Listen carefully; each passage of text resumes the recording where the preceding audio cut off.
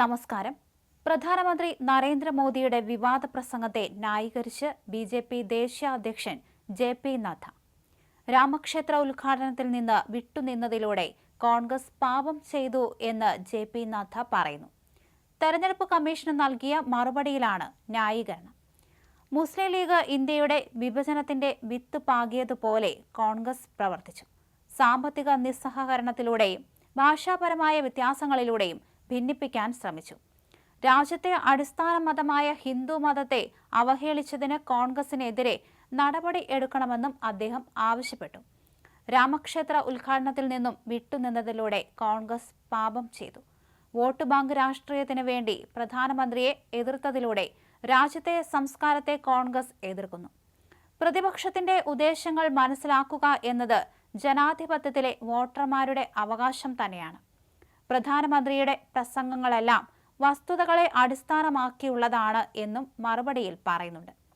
ബി.ജെ.പിയുടെ മറുപടി പരിശോധിച്ച് വരികയാണെന്ന് തെരഞ്ഞെടുപ്പ് കമ്മീഷൻ വൃത്തങ്ങൾ അറിയിക്കുകയും ചെയ്തു.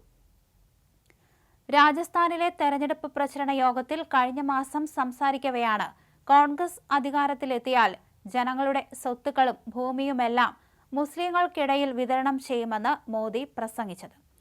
മുസ്ലിം മതവിഭാഗക്കാരെ നുഴഞ്ഞുകയറ്റക്കാരെന്നും വിശേഷിപ്പിച്ചിരുന്നു. മോദിയുടേത് വിദ്വേഷ പ്രസംഗം ആണെന്നും നടപടി എടുക്കണമെന്നും ആവശ്യപ്പെട്ട് കോൺഗ്രസ്, സി.പി.ഐ, എം.എൽ എന്നീ പാർട്ടികൾ കമ്മീഷനെ സമീപിച്ചിരുന്നു. തുടർന്ന് ജനപ്രാതിനിധ്യ നിയമത്തിലെ 77-ാം വകുപ്പ് പ്രകാരം തെരഞ്ഞെടുപ്പ് കമ്മീഷൻ ബി.ജെ.പി. അധ്യക്ഷൻ നദ്ദയോട് വിശദീകരണം തേടി. മോദി ബി.ജെ.പിയുടെ താരപ്രചാരകൻ ആയതിനാലാണ് നദ്ദയോട് വിശദീകരണം തേടിയത്.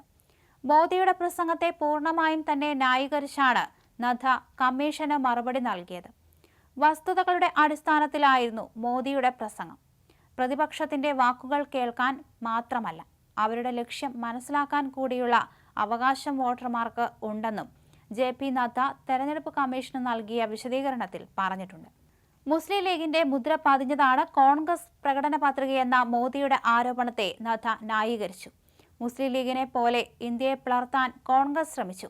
ഇന്ത്യ വിഭജനത്തിന്റെ വിത്ത് മുസ്ലിം ലീഗ് പാകിയതുപോലെ വടക്ക് തെക്ക് വിഭജനത്തിന് കോൺഗ്രസ് ശ്രമിച്ചു എന്നാണ് നദ്ദയുടെ ആരോപണം.